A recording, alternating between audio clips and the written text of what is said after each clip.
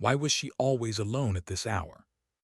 The armory was silent, the kind of silence that made every scrape of metal sound too loud, every breath too heavy. Sergeant Maria sat at the bench, her sleeves rolled tight, her dark hair tied back without a strand loose. Before her lay the weapon she trusted more than any living soul, a .338 Magnum, disassembled into precise, gleaming pieces that caught the early light filtering through the high windows. To anyone else it was just a rifle. To her it was breath, memory, and identity. She moved with the rhythm of ritual: brush, wipe, oil, inspect, each step slow, deliberate, as though she were piecing together fragments of herself. Her hands did not shake, not anymore. They had once, months ago, when the missions had stacked so close together that days blurred into nights, and her thoughts never caught up with her actions. When you fire from over 3 kilometers away, and a man drops who never even knew you existed, the silence after the shot lingers far longer than the recoil. She never told anyone what lingered. The click of the bolt assembly sliding back into place steadied her heart. She exhaled, slow, controlled. Her morning ritual was more than maintenance. It was therapy. It was survival. And it was the one place she didn't have to pretend she was just another face in headquarters company, shuffling paperwork. Her locker said administrative specialist, but the rifle said otherwise. The door creaked open, boots on concrete. She didn't look up right away, the rhythm mattered. But when she did, her eyes locked on a man whose presence shifted the air. General David Collins, silver hair, hard eyes, a commander who carried weight like it was stitched into his uniform. "Good morning, Sergeant," he said, his tone measured. She nodded once. "Good morning, sir." He moved closer, his steps unhurried, his gaze fixed on the weapon scattered across the bench. Even in pieces, it commanded attention. The barrel custom machined, the optics foreign and costly, the stock reshaped for her frame alone.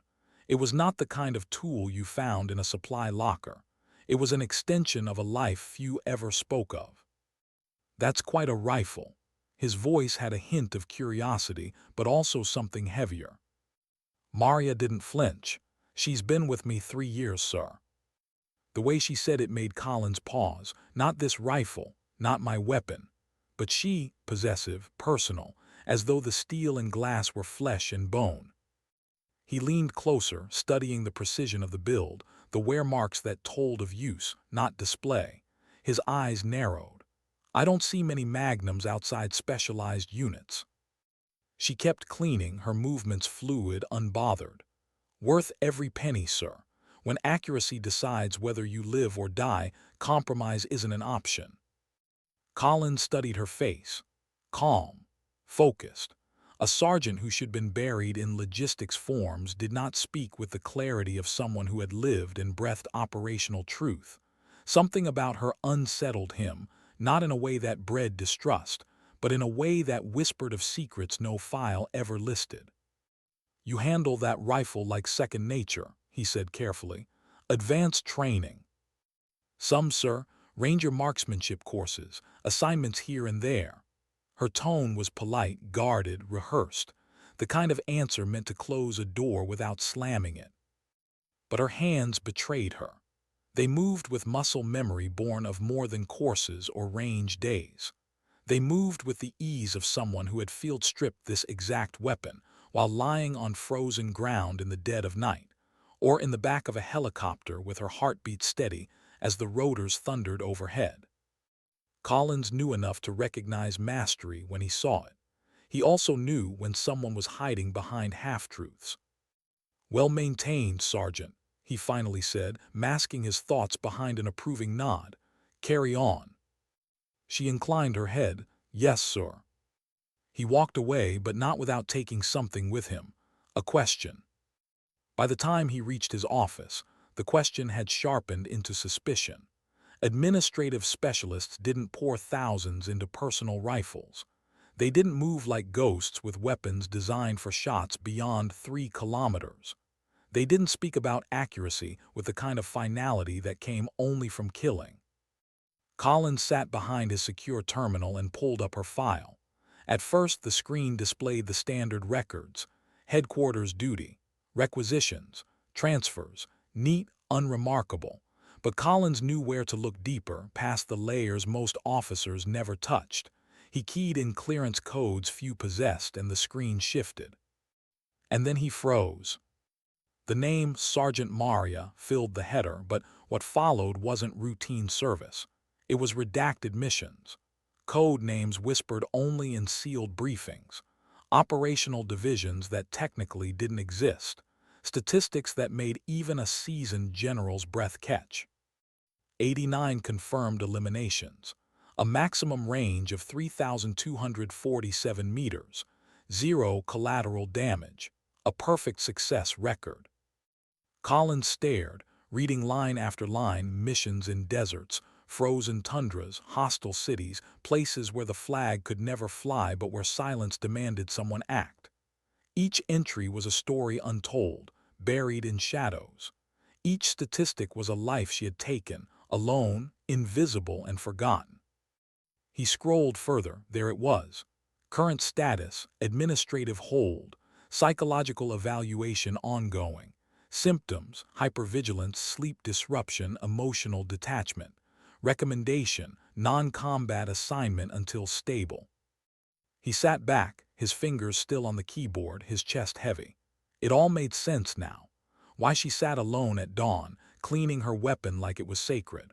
Why she carried herself like a soldier who had seen too much but spoken too little. Why she wasn't in the field, because the field had consumed her for too long. But the file didn't just tell a story of limits. It told of resilience, skill, precision without rival. It told of someone too valuable to lose. A knock at his door broke his stillness. "Enter," he said sharply. Captain Stevens stepped inside, holding a sealed folder.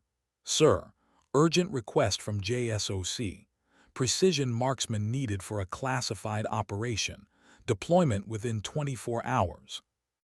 Collins's eyes lifted from the glowing screen to the captain, then back to the file that painted a portrait of the sergeant he had just left in the armory. Range required, beyond 3,000 meters, single shot, no second chance. The captain shifted uneasily. "Sir, the profile matches well someone unique." Collins closed the folder softly, his decision already forming.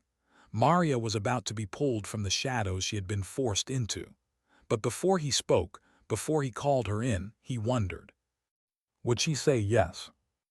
Would she want to return to the silence that had nearly broken her? And if she did, what would be the cost this time? Why had he called her in so suddenly? Maria stood outside the general's office at exactly 1400 hours, her uniform crisp, her face unreadable. She had learned long ago that unreadable was safer than vulnerable. A soldier could be disciplined, efficient, even human, but unreadable kept people from looking too closely. She raised her hand, knocked once, and the deep voice inside answered, "Enter." The door opened, and Maria stepped in with the quiet precision of someone who never wasted motion. She stopped before the desk, spine straight, arms at her side.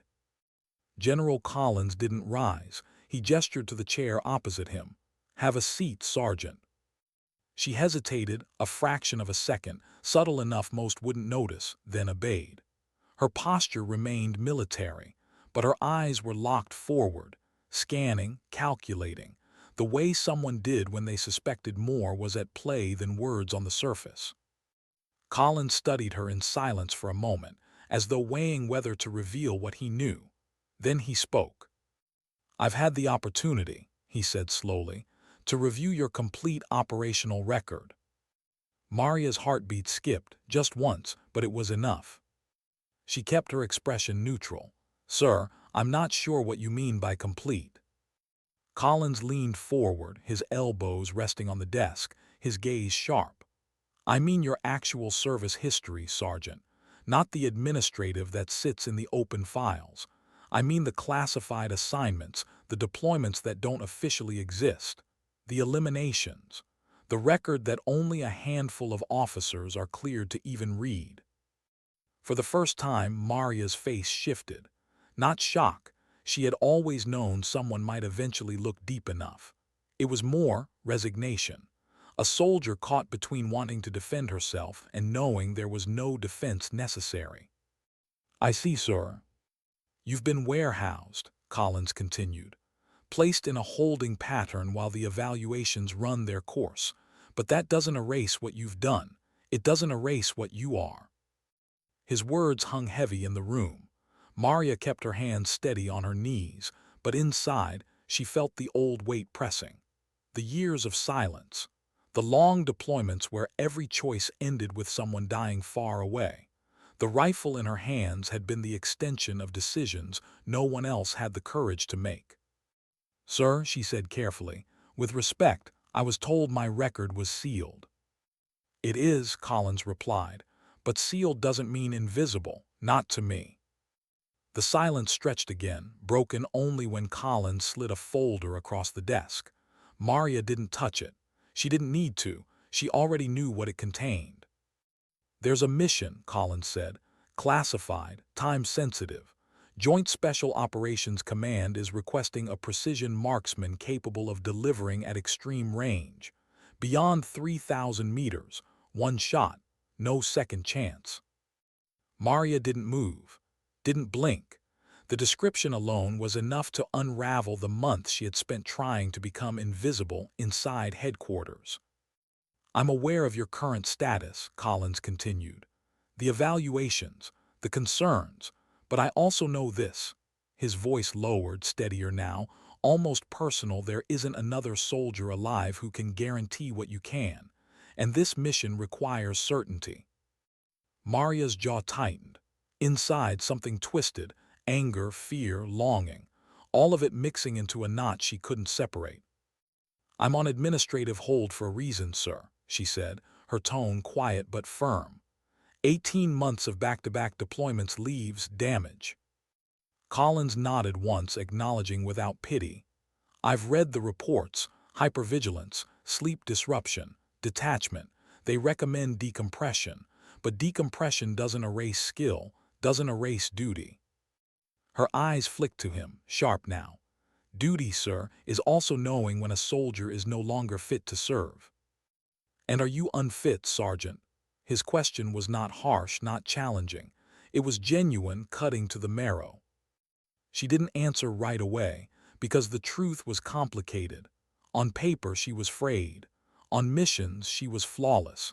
That contradiction had kept her alive, but it also haunted her. Finally, she whispered, "I don't know." Collins leaned back, folding his hands. "Then let me ask you this instead. If American lives depended on you, if there was no one else who could take the shot, would you try?" The silence that followed was long, heavy, and unbroken. Maria stared at the folder. She didn't want to open it. She didn't want to see the name, the location, the reason.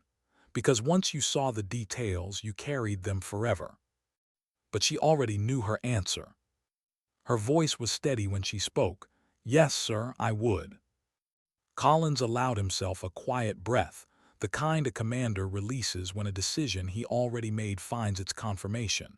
He slid the sealed orders across the desk. "Report tomorrow at 500, Building 1847. Bring your equipment. Transportation will be waiting." Maria reached for the envelope with slow hands. She didn't open it. She simply held it, the paper strangely heavier than it should have been. "Sir," she asked, pausing as she rose, "why me? Why now?" Collins's eyes softened, just barely. "Because some missions require more than skill. They require certainty, and certainty has your name on it." Maria inclined her head, then turned toward the door. Her boots struck the floor with quiet rhythm, the sound of a soldier walking back toward a life she had tried to leave behind. Outside, in the fading light of the afternoon, she unfolded the envelope in private. The words inside blurred for a moment before she forced herself to focus. Location, classified, target, high value, condition, territory, single elimination shot. Her chest tightened. It was always the same formula. Different names, different places, but the same cold truth. She was being asked to erase another life so others could live. She closed the folder, her hands trembling just once before she clenched them still. Back in her quarters that night, she laid the rifle case on her bunk. She opened it carefully, reverently. Each piece was waiting. Each piece was memory. She touched the barrel, remembering the frozen night in the Arctic when she'd lined up against the wind that threatened to bend steel. She ran her fingers along the stock, recalling the desert operation where sand had chewed into her skin for hours as she waited for one man to step into her crosshairs. She adjusted the scope, remembering the rain, the mud, the city rooftops that had tested her patience and resolve. Every mark on the weapon was a scar. Every scar was a story, and every story was one she could never tell. She assembled the rifle with steady, deliberate care, not because she wanted to, but because she needed to. When the bolt slid home, she whispered not to herself, not to anyone in particular, but to the silence that had always listened. One more. But in the back of her mind, another voice asked the question she couldn't silence. At what cost? Why did the air always feel different the night before a mission? Maria couldn't tell if it was her imagination or if the body simply knew when it was on the edge of something irreversible. The base was quiet, the halls half-lit as she walked with her rifle case gripped in one hand and a small rucksack on her shoulder. Soldiers moved here and there, but they didn't look at her. She didn't blame them. No one really knew who she was, not anymore. On paper, she was logistics. To them, just another face in uniform. But tomorrow, she would not be invisible. The transport hangar loomed ahead, its cavernous doors cracked open to reveal the silhouette of a waiting aircraft. The air inside smelled of hydraulic oil, steel, and faint jet fuel, a scent she associated with beginnings. Every mission began like this. Quiet, ordinary, almost disappointingly mundane. The silence before history pivoted. She checked in with the loadmaster, offered her papers without comment, and was waved aboard. The interior of the C-17 was cold, echoing with the hum of systems and the shuffle of a small crew preparing for takeoff. No chatter, no unnecessary words, just the mechanical rhythm of soldiers moving toward places they weren't supposed to be. Maria found a seat by herself along the wall and strapped in. She set the rifle case across her knees, her hand resting lightly on it as though contact alone steadied her heartbeat. The engine spooled, the aircraft shook as it began to taxi, and in that moment, the moment when wheels left ground, she felt it again, the shift, the line between normalcy and whatever came next. She closed her eyes. The hum of the engines became something else in her memory, a rotor wash, a helicopter skimming low over a desert ridge. Her hands on the same rifle case, her breath calm despite the fact that beneath them, an enemy convoy wound its way toward American personnel caught unprepared. She had been called in then, too. One shot, Sergeant, just one. She remembered the sandstorm, the target vehicle swaying in the chaos, the wind that pushed against her scope like invisible hands trying to tear her will away. She had steadied, adjusted, whispered, now, and squeezed. A single spark in the storm, and then silence. When she opened her eyes now, back on the transport, she felt her pulse steady. The past never left her. It came with her mission after mission, silent as her rifle. A young soldier, too, rose away, glanced at her, then quickly looked away. She knew the look, the curiosity, the unspoken question, who are you really? She didn't answer, she never did. Hours blurred. The crew brought coffee in paper cups and she sipped it without tasting. She ran her hands over her rifle case more times than she could count, checking latches, making sure nothing shifted. Not because she doubted, but because the ritual mattered. It was a way of reminding herself that she was in control of something, when so much else was. Eventually, a voice came over the intercom. 30 minutes out, prepare for descent. Maria checked her gear with calm precision. Ammunition, rangefinder, weather meter, a notebook filled with scribbled ballistic solutions, and the rifle, always the rifle, gleaming under dim lights as though it belonged in another world. The descent was rough. the aircraft banking hard before landing on a strip she knew would never appear on any official map. When the back ramp opened, the air hit her face, sharp, foreign, tinged with the dust of a place that wanted her gone. She stepped out into the night. The vehicles were waiting. No markings, no insignias, just matte paint and quiet engines idling. A man in civilian clothes, eyes hidden under a ball cap, nodded to her. No introductions. No need. She climbed into the back seat and the convoy moved. The drive was long, winding through terrain she could barely see but felt pressing against the windows. Villages hidden in the dark. Roads that weren't really roads. Silence heavy between the men in the front. Maria sat still, her rifle case across her lap, her thoughts drifting between memory and anticipation. She wondered if the target tonight knew. Did he feel it too? That shift in the air, the heaviness that came when fate closed in. Or would it be like so many before, sudden, invisible, without warning? She closed her eyes again. Another memory, Arctic wolf. The frozen plateau where she had lain prone for 18 hours, waiting for a convoy that never arrived until the 19th. Her body had gone numb, her fingers stiff with frostbite risk. She had thought, maybe this one won't come. Maybe I'll go home empty. But he had come. And when he fell, silent in the snow, the wind carried no sound except her own breath. The convoy stopped suddenly. The man in the front turned, handed her a folder. Here, read. Maria opened it under the weak dome light. The photo stared back at her, the face of the target. Middle-aged, hard eyes. A man who had orchestrated more than one attack against Americans abroad. Her stomach tightened. She always looked at the faces. She forced herself to. Because the moment she stopped, the moment she allowed them to become numbers instead of people, she knew she'd lose herself completely. She closed the folder, her voice steady. Where? The man nodded toward the dark horizon. You'll have position by dawn, 2 kilometers east ridge. Target expected to move through valley mid-morning. No second chance. Clean shot, clean exit. Maria nodded, understood. The vehicles moved again, climbing rough paths until the ridge loomed above them. They stopped, engines cutting off one by one, leaving only the vast quiet of night. Maria stepped out. The air was colder here, the kind of cold that bit the skin and made each breath sharp.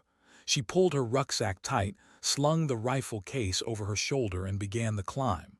Alone. Her boots crunched against gravel, her body moving with the rhythm of someone who had done this countless times. Step, breathe, scan. Step, breathe, scan. Halfway up, she paused, looking back. The vehicles were gone now, vanished into the dark. She was alone with the silence, just as it always ended. At the ridge, she found the spot. A natural depression shielded from view with clear into the valley below. She laid her rucksack down, opened the rifle case, and began the assembly. Each motion was deliberate, reverent. Barrel, stock, bolt, scope, bipod. When the rifle lay complete before her, she ran her hands across it one final time, as though confirming that it was whole, that she was whole. She lay prone, adjusted her cheek weld, and peered through the scope. The valley below stretched wide, shadows long in the moonlight. She adjusted the optics, aligning reticles, feeling the world narrow into glass and crosshairs. And then she waited. Waiting was always the hardest part. Not the shot, not the recoil. The waiting. Hours of silence, every muscle tense, every thought drifting toward the places she had tried to bury. Faces. Voices. The ones who had never known her name, never seen her face, but had felt the sudden silence when she exhaled and squeezed. She breathed slow, quiet. The night stretched on, stars fading as the horizon lightened. The valley began to stir. And Maria felt the shift again, that heaviness, that knowledge. Somewhere out there, a man was walking toward the last morning he would ever see. Why did the dawn always feel heavier before the shot? Maria lay prone on the ridge, the world narrowing into the glass of her scope. Her cheek pressed into the stock, her heartbeat slow, controlled. The valley below shifted from shadow to muted color as the first rays of sun brushed the earth. She adjusted her optics, noting the shift in light, the subtle shimmer of heat even at this early hour. Every sniper knew the math: barometric pressure, wind drift, effect, temperature. But beneath the math lived something harder: patience. The patience to wait for hours unmoving while the rest of the world woke and lived oblivious. Maria's breath clouded in the chill, her gloved hand resting on the bolt. She scanned the valley, farmers leading mules along a dirt track, children running after one another, their voices faint, carried upward like ghosts. A cart creaked under the weight of supplies.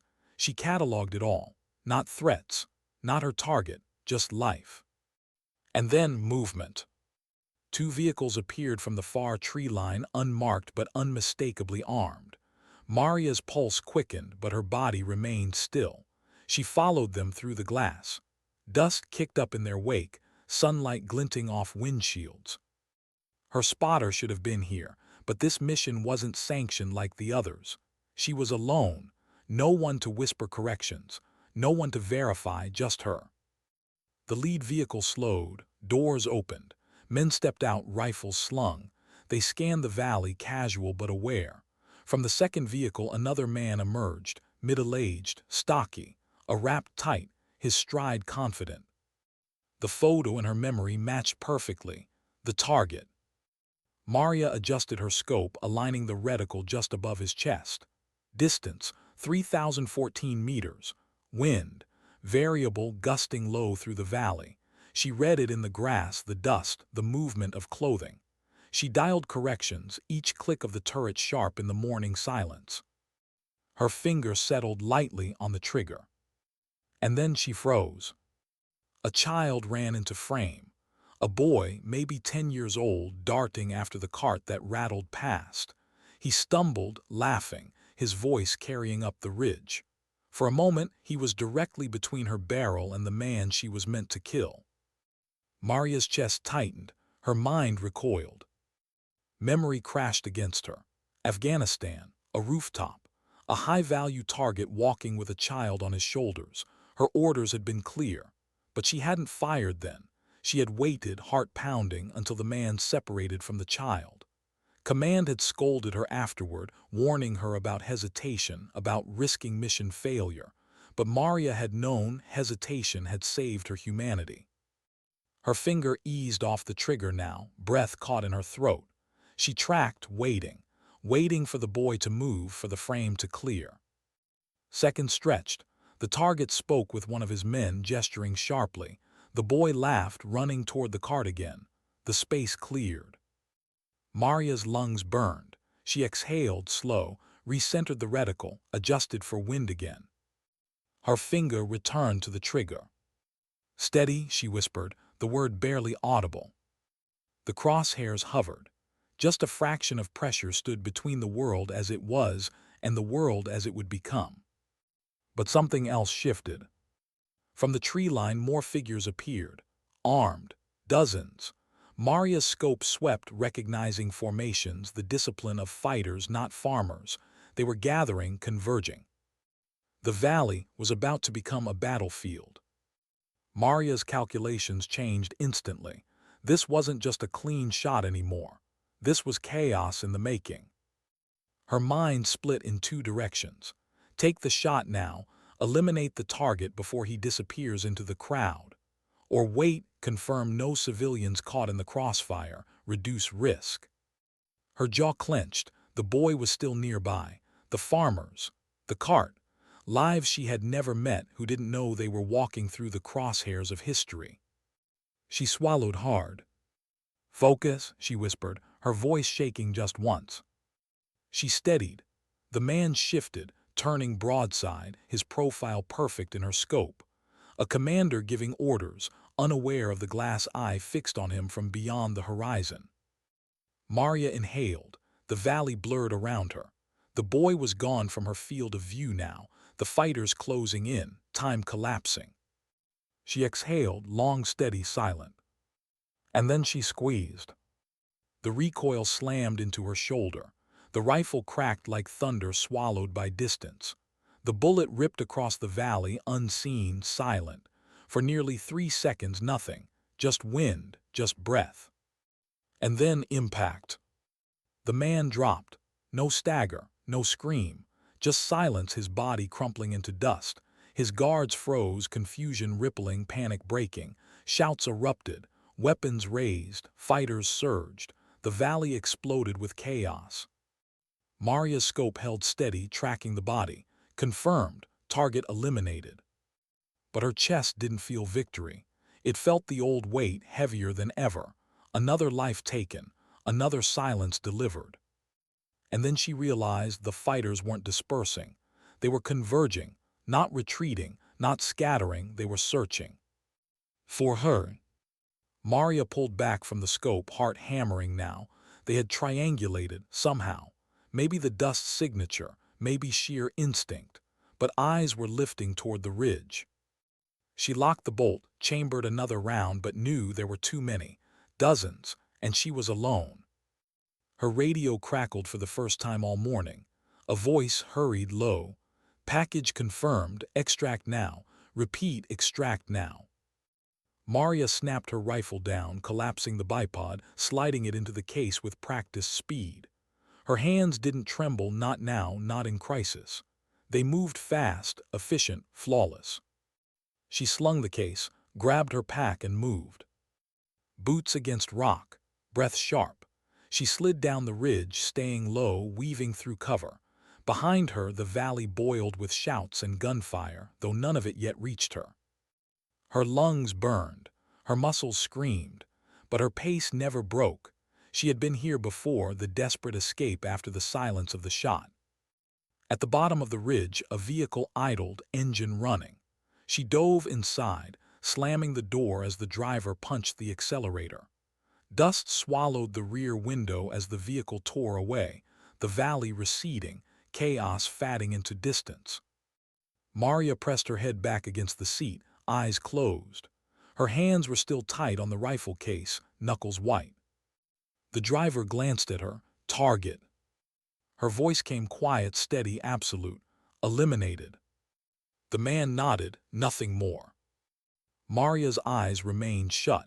She felt the weight pressing again, the boy's laugh echoing in her ears, the second of hesitation, the question that haunted her even now. Had she saved lives today, or had she just added another ghost to the shadows that followed her? The vehicle roared into the distance. Maria sat in silence, her mind heavy, her heart heavier still. And though she would never say it out loud, the thought circled, quiet and unrelenting. How many more times could she do this before she lost herself completely? Why did the silence after the shot always feel louder than the shot itself? The convoy cut through the barren roads, dust trailing behind like smoke from an invisible fire. Maria sat in the back seat, rifle case pressed tight against her chest. She hadn't let go since the moment she'd closed it. Not when she ran, not when the valley erupted. Not even when the driver pushed the accelerator so hard the vehicle bucked over ruts and stones. Her pulse had steadied, her breathing had slowed, but her mind was still there, on the ridge, on the valley, on the boy's laugh that had carried up into her scope a heartbeat before the kill. She wanted to tell herself it had been clean, clinical, perfect, and in the reports it would be. Target eliminated, no collateral, a line of text, nothing more. But she knew better. She had seen the way the crowd surged, the way the fighters searched. She had felt the margin for error pressing against her skin like a blade, and in that space she had nearly lost control. The driver's voice broke through. Landing strips 20 minutes out, birds waiting. She nodded, not trusting her voice. When they reached the makeshift airstrip, the C-130 was already idling, its ramp down, engines roaring against the quiet landscape. Maria climbed out, boots hitting dirt, her case still locked to her grip. The man who had handed her the folder earlier gave her a short nod. No congratulations, no handshake, just the same silence that defined all of this. "Safe flight, Sergeant." She returned the nod and walked up the ramp. Inside, the aircraft rattled to life. lifting off with a lurch that pressed her back into the webbed seat. She closed her eyes. The thrum of the engines wrapped around her, heavy, constant. She had flown like this countless times before, away from places she had entered unseen, leaving behind lives that would never know she had been there. But this time felt different. Not because of the target. He was just another man, another set of orders, another name erased. It was the child, the timing, the reminder that in her line of work everything came down to seconds and inches, and those seconds decided who lived, who died, and who carried the weight afterward. By the time the wheels touched down at Fort, the sun was already setting again. Another day, another world away from the place where she had whispered, squeezed, and watched history turn without recognition. She disembarked quietly. No fanfare, no acknowledgement, just the same stillness of soldiers moving through shadows. The armory was waiting, her sanctuary. She unlocked her locker, set the case down, and opened it with care. The rifle lay there, whole, unmarked, as though it hadn't just altered the course of lives an ocean away. She began to clean it, slowly, carefully. Every brush stroke was deliberate, as though she could erase what had been done, as though oil and cloth could wipe memory. But they couldn't. The knock came soft on the armory door. She looked up, and General Collins stepped inside. He didn't say anything at first. He just stood watching her work. The way her hands moved, precise, almost ritualistic. The way her eyes stayed fixed on the rifle, not on him. Finally, he spoke. The mission report came in. Success, clean, high-value threat eliminated. Maria didn't answer. She just continued to run the cloth along the barrel. Collins stepped closer. They'll never know your name, not the policymakers, not the diplomats who will sleep easier tonight, but I know, and I want you to hear it from me. You did what no one else could. She set the cloth down, finally meeting his eyes. Her voice was quiet but steady. Did I, or did I just make the silence louder? Collins studied her. His instinct was to dismiss the question, to remind her of necessity, of strategy, of lives saved. But he didn't. He could see it in her eyes. She didn't need statistics. She needed something else. "What did you see out there?" he asked. Maria hesitated. "A boy running, laughing. For a moment, he was in my line of fire." Collins's jaw tightened. "But you didn't fire." "I waited a second, maybe two, long enough for him to clear." Her voice cracked just faintly, then steadied again. "But what if he hadn't moved? What if my hesitation had cost the mission?" Collins leaned against the bench, folding his arms. "Sergeant, hesitation is what separates soldiers from machines. You waited because you understood what was at stake, and you still succeeded. That's not failure. That's judgment." Maria shook her head. "Judgment doesn't make the ghosts quieter." Collins let the silence sit. He could have filled it with doctrine, with the language of command. But he didn't, because he knew no speech could erase the truth of what she carried. Finally, he said softly, "You think the silence will break you, but it won't, because you haven't forgotten that boy, and as long as you don't forget, you're still whole." Maria looked down at the rifle, her reflection faint in the metal. For a long time she said nothing. Then she asked, "What happens now?" Collins exhaled slowly. "That depends on you. You've proven you're still capable, that you can still deliver when no one else can, but I won't force you. You want to remain in admin, I'll shield you. You want back in the field, JSOC will welcome you tomorrow." Her chest tightened. The choice, the same one that had haunted her since the first mission years ago, duty or survival, purpose or peace, and the truth, she didn't know if she could have both. She set the rifle down, her hands lingering on it as though letting go would mean losing part of herself. Her voice, when it came, was almost a whisper. "I don't know if I belong anywhere anymore, sir." Collins's eyes softened. Maybe belonging isn't the point. Maybe it's not about where you fit, but about what you choose to carry. You've carried more than most, and you're still standing. Maria looked at him, searching for something in his words. something she could hold on to. But all she found was truth, heavy, simple, undeniable. The general straightened. "Take the night, think about it. Tomorrow we'll talk again." He left, the door closing softly behind him. Maria sat alone in the armory, the rifle gleaming under the fluorescent light. She touched it one last time, then leaned back, staring at the ceiling. Her mind replayed the shot, the laugh of the boy, the fall of the man, the surge of fighters, the escape, the silence, always the silence. She closed her eyes, exhaustion pressing in, but sleep didn't come. Only questions, only ghosts. When dawn broke again, Maria was still sitting there, the rifle beside her, wondering which part of herself she could no longer live without, the soldier or the woman who still remembered the sound of a child's laughter. Why did choices never feel like choices? Maria hadn't moved all night. She sat in the same armory chair, the rifle gleaming on the bench beside her, its pieces aligned in perfect order. The fluorescent lights buzzed above her, harsh, unyielding, marking the hours as if mocking her inability to sleep. Her eyes were bloodshot, but her posture never faltered. A soldier's body could stay still long after the mind began to unravel. When dawn came, it bled through the narrow windows like an interrogation lamp. Maria finally rose, stretching stiff muscles, and reassembled the rifle with slow precision. The ritual steadied her, bolt sliding home, bipod snapping into place, scope turning with sharp, clean clicks. By the time the weapon lay whole, her heartbeat had found its rhythm again. She carried it back into her locker, locked it away, and walked to Collins's office. Each step echoed against the corridors like a drumbeat she couldn't silence. At precisely 800, she knocked. "Enter," his voice commanded. Maria stepped inside.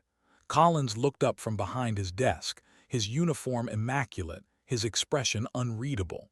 The sealed folder from the day before was still there, sitting like a weight between them. "Sergeant," he said, gesturing for her to sit. She did, posture straight, hands folded on her knees. Her voice, when it came, was calm. "I've made my decision, sir." Collins studied her carefully, and Maria's eyes didn't waver. "I'll take the next mission." The general nodded once, not triumphantly, not with relief, but with quiet acknowledgement. He had expected this, perhaps even counted on it. "Understood. You'll receive details through secure channel this afternoon. Deployment within 72 hours. Silence stretched between them. Finally, Collins leaned forward. "Maria," he rarely used first names. The shift was intentional. "I won't pretend this path gets easier.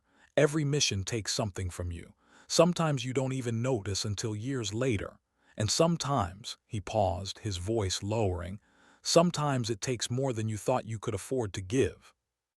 Maria's jaw tightened, but she didn't speak. Collins continued, "But it also saves lives, and not in the abstract sense. Real people, soldiers, families. You've prevented wars from igniting. You've stopped attacks before they reached innocent blood. That matters." She nodded faintly. "I know, sir, but knowing doesn't make it easier." "No," he admitted softly, "it never does." She left the office with orders sealed in her hand, and a heaviness in her chest that felt both familiar and unbearable. That evening she packed. Her rucksack lay open on the bed, items placed with military precision, rangefinder, weather meter, spare optics, rations. The rifle case leaned against the wall, gleaming under the dim room light. She paused as her fingers brushed over a small photo tucked in her wallet. Not a family, she had none close enough anymore. Just a shot of her unit, years ago, before everything blurred into classified shadows. Smiling faces, arms slung over shoulders. She barely recognized herself in the picture, younger, sharper, not yet carrying the silence of 89 confirmed kills. Her throat tightened. She slipped the photo back, zipped the rucksack, and sat down heavily on the bed. The knock came after dark. She opened the door to find Captain Stevens, Collins's aide. He handed her a small envelope. "Details. You'll brief at 500. Transport leaves shortly after. She took it, nodding, "Thank you." He hesitated, looking at her as though wanting to say something else. Then he simply said, "Good luck, Sergeant." She closed the door. Alone again, she opened the envelope. Coordinates, target profile, mission parameters, her stomach clenched. It was always the same formula: distance, timing, a life to be erased before it erased others.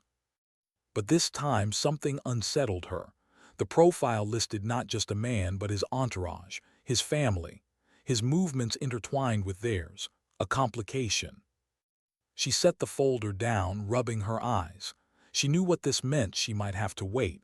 Hours, days maybe, waiting for separation, waiting for the moment that justified the trigger. Patience was her greatest weapon, but patience was also the sharpest blade against her humanity. When dawn came again, Maria was already awake, her rifle case packed, her rucksack zipped tight. She boarded the transport with the same quiet anonymity as always. The other operators didn't speak to her, not because they disliked her, but because they didn't know what to say. Maria was a ghost in their ranks, a woman whose name never appeared in after-action reports, whose kills were numbers without stories. The aircraft lifted into the sky. Maria sat in silence, eyes closed, steadying herself. She thought of the boy again, his laughter, the way he had stumbled across her scope. She had made the right choice. She knew that, but the memory still gnawed at her, because the truth was she might not always have that luxury. Her mind drifted further back, unbidden, to her very first mission. She had been barely 24, lying on a rooftop in a foreign city, her scope trained on a man who paced near a window. Her hands had trembled then, just slightly. She had whispered to herself, "Steady," and when she squeezed the trigger, the world had changed forever. She hadn't felt pride.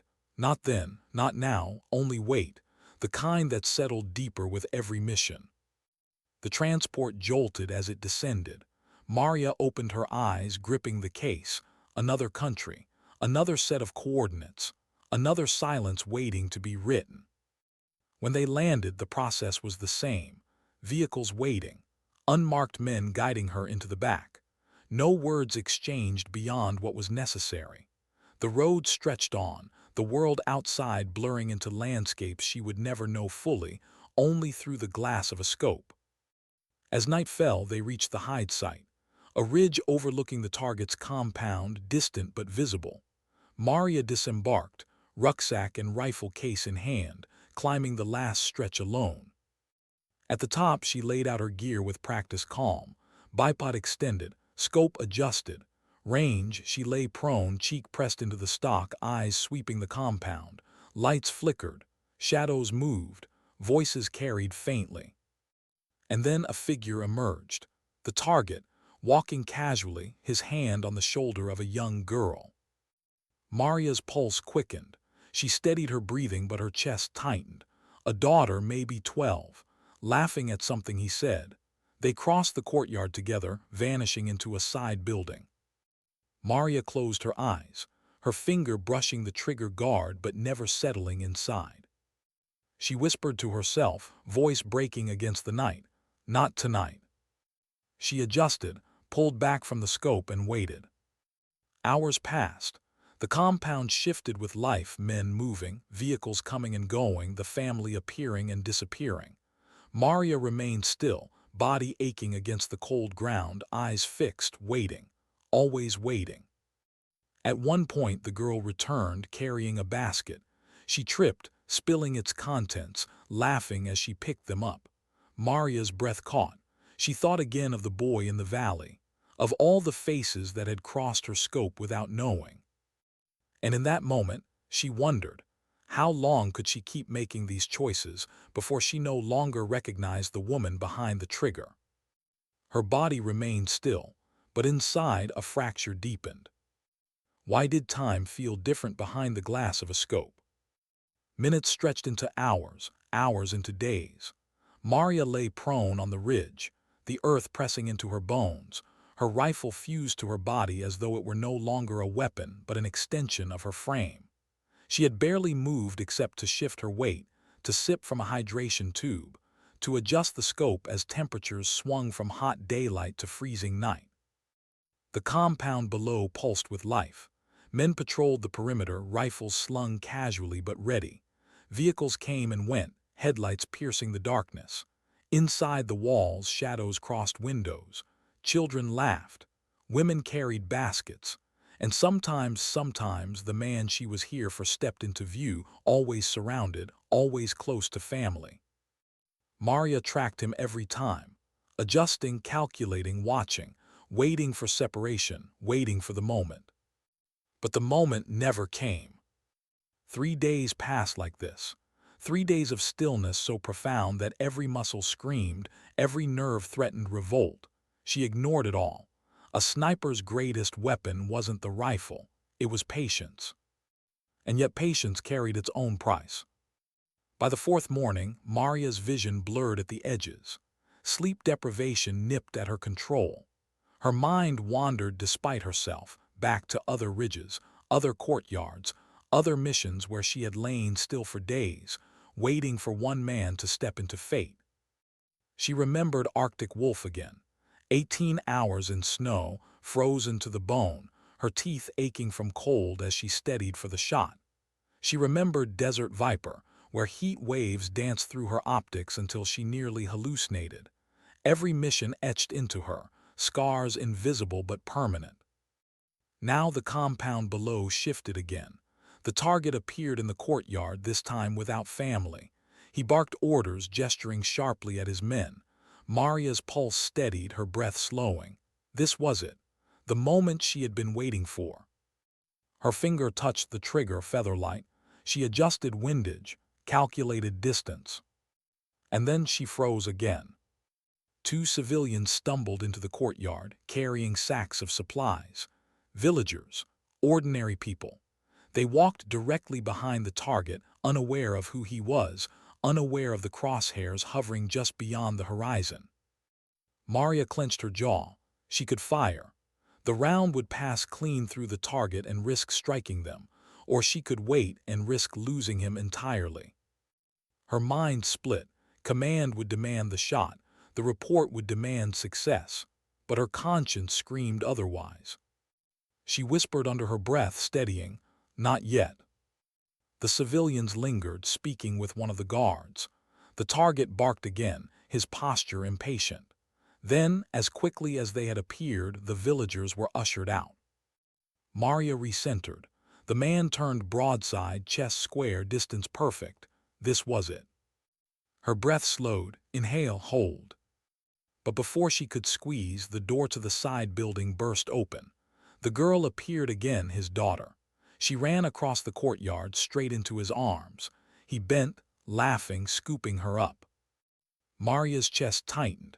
The reticle hovered over both of them now. She exhaled, her finger trembling against the trigger. She couldn't, not like this. Her voice cracked in the silence. "Come on, let her go." The man set the girl down. She skipped away, oblivious. For a moment Maria's scope cleared. But then the target stepped inside again, gone. Maria pulled back from the scope, her hands gripping the stock so hard her knuckles whitened. The shot had been there, perfect. For a fraction of a second she could have ended it. And she hadn't. The radio crackled faintly at her side, a low voice, "Status." Maria keyed the mic softly. "Negative, no clean shot." Static hissed back, then silence. She lay back down, cheek against the stock, eyes fixed once more on the compound. Her pulse hammered, not from fear of failure but from the war inside her. How many more times could she hesitate before hesitation became failure? How many more seconds could she give before seconds cost lives elsewhere? By the 5th day, her body screamed louder than her thoughts. Hunger gnawed. Sleep deprivation blurred the lines between shadow and form. She hallucinated once, just briefly, that the boy from the valley ran across her scope again, laughing, stumbling, as if mocking her restraint. She blinked hard until the illusion faded. And then the moment came again. Evening light stretched long across the compound. The target appeared with only 2 guards striding toward a vehicle.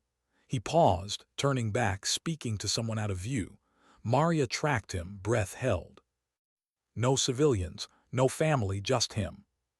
She steadied, adjusted, finger against the trigger. This was the cleanest shot she would ever get. But as she exhaled, preparing to squeeze, her mind whispered a question she couldn't silence. What if this isn't saving lives? What if I'm just trading one ghost for another? Her chest ached, her eyes blurred. She blinked, refocused, centered the reticle again. In that moment, everything collapsed into silence. The years, the missions, the laughter, the ghosts, all pressing in, demanding she choose. Her finger trembled. And then, the radio hissed again. Abort, repeat, abort, target no longer priority, extraction immediately. Maria blinked, pulling back from the scope, her breath caught in her throat. Say again. Abort, orders confirmed. Mission cancelled, prepare for. She lay there, the rifle still steady, the target still alive in her glass. She could take the shot anyway. No one would know until after. It would be written off as miscommunication. She could justify it. But she didn't. Her hands eased off the trigger. She closed her eyes, exhaling hard. For the first time in days, she let herself feel the exhaustion, the ache in her body, the raw edge of her mind. She packed the rifle slowly, methodically, every click of the case locks echoing against the hollow inside her chest. As night fell, the vehicle waited at the base of the ridge. Maria climbed in, silent, the case resting across her lap once more. The driver glanced at her. Target.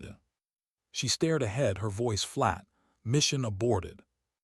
The vehicle drove off into the dark. Maria leaned her head back, eyes closed, her mind spiraling. She had waited 5 days. She had carried the silence. She had nearly pulled the trigger, and in the end, nothing. But it wasn't relief she felt. It wasn't peace. It was emptiness. Because in the silence of that aborted shot, she realized something terrifying. She didn't know anymore whether she wanted the mission to end in success, or whether she needed it to. Why did coming home feel harder than leaving? The flight back was silent. Maria sat strapped into the webbed seat, her rifle case locked tight against her knees, her body aching from days without sleep. The engines droned endlessly, but inside her chest was a deeper hum, the one that came when silence refused to let her rest. She closed her eyes, but rest never came, not even for a second. Every time her eyelids fell, she saw the man in the scope, the way his chest had filled the reticle, the way her finger had trembled on the trigger, the way the order had come through just as she was about to decide. Abort. She replayed it again and again, the chance she didn't take, the hesitation that had consumed her, and the strange emptiness that followed. Hours later, the aircraft landed at. Maria stepped out into the heavy Carolina air, her boots striking the tarmac with quiet weight. She carried her case across the base like a secret too heavy for anyone else to hold. No one looked at her. No one ever did. Back in the armory, she unlocked her locker, set the case on the bench, and opened it. The rifle gleamed under the fluorescent lights, whole, unchanged, as if it hadn't been aimed at a man's life for 5 endless days. She began to clean it, slowly, deliberately, every brush stroke another attempt to wash away the emptiness. But this time, the ritual didn't help. The knock came again. She knew who it would be before the door opened. General Collins stepped inside, his presence heavy, his eyes searching her face. "Sergeant," he said softly. Maria didn't look up. She ran the cloth along the barrel, her hands steady despite the storm inside. Collins moved closer, folding his arms. "I read the mission report. You stayed 5 days in position. You had the target in your sights, and then the abort came through." Her voice was flat. "Yes, sir." "You didn't fire." She set the cloth down, finally meeting his eyes. "No, sir, I didn't." He studied her. "You could have, against orders, you didn't." Maria's jaw tightened. Because it wasn't my decision to make, not anymore. Collins exhaled, lowering himself into the chair across from her. His voice was quieter now. Tell me what's going on inside, Sergeant. Don't give me the report. Give me the truth. For a long moment, Maria said nothing. She stared at the rifle, her reflection faint in its steel. Finally, she spoke. I don't know who I am without this weapon, but I don't know who I am with it anymore either. The words hung in the air like smoke. Collins didn't interrupt. He let them settle. Maria continued, her voice breaking in places. I used to believe every shot meant lives saved, that it was simple math. One target down, hundreds spared. But now I don't know. I wait for days. I stare at faces. I see children laugh. I see families live. And when the moment comes, all I feel is emptiness. Not pride, not relief, just nothing. Her hands curled into fists on the bench. I think the silence is finally catching me, sir, and I don't know how much longer I can carry it. Collins leaned forward, his tone steady but not commanding. Maria, listen to me. Every soldier who has walked your path has carried the same silence. Some drown in it. Some let it consume them. But the ones who survive, the ones who live after all of this, are the ones who find something outside the scope, something worth holding on to. Maria's throat tightened. And what if I don't have anything outside the scope? Collins's eyes softened. Then it's time to build it. Because no rifle, no mission, no record will keep you whole forever. At some point, you have to decide that you're more than the silence. Maria looked away, her chest heaving. She wanted to argue, to tell him he didn't understand. But the truth was he did. She could see it in his face. The ghosts he carried. The choices he had made. The lives that weighed on him even now. After a long silence, she asked quietly, "What happens to me now?" Collins leaned back, considering. "That's not for me to decide. You've proven you're still capable, but you've also shown me you're at the edge. If you want to keep taking missions, they'll send you. If you want out, I'll make sure you're protected. No one will call you a failure. No one will know but us." Maria closed her eyes, exhaling hard. The choice again. Duty or survival, soldier or human, and the terrifying truth that maybe she couldn't be both. She opened her eyes and whispered, "I don't know yet." Collins nodded. "Then don't decide tonight. Rest, breathe. Live outside the scope for a while, and when you're ready, come find me." He stood, pausing at the door. "One more thing, Sergeant. You asked once why I knew you weren't just another admin, why I looked deeper. The answer is simple. Because soldiers like you carry yourselves different, not with arrogance, not with pride, with weight. And weight like that doesn't come from paperwork." Maria swallowed hard, her voice barely audible. "Is that supposed to make me feel better?" Collins gave a faint, sad smile. "No, it's supposed to remind you that you're not invisible, not to everyone." He left, the door closing softly behind him. Maria sat alone again. The rifle lay in pieces on the bench, waiting for her hands to make it whole. She touched the barrel, the stock, the scope, each with memories. And for the first time she wondered if maybe she needed to leave it unassembled, to let it rest, to let herself rest. The armory lights hummed above her. The silence pressed in. But for once she didn't rush to fill it with ritual. She just sat there, breathing, allowing herself to feel the weight instead of outrunning it. Because maybe Collins was right. Maybe she couldn't carry it forever. She closed her eyes, whispering into the quiet, one day at a time. Outside, the sun was setting, bleeding gold across the horizon. Soldiers moved about the base, laughing, talking, alive in ways Maria hadn't felt in years. She watched them through the window, her reflection faint in the glass. And for the first time, she didn't feel like a ghost. She just felt human, fragile, breakable, alive. The rifle would always be there. The missions would always be there. The silence would never truly leave. But Maria had realized something. Sometimes strength wasn't in pulling the trigger. Sometimes it was in knowing when not to. Sometimes dignity doesn't speak. It simply acts.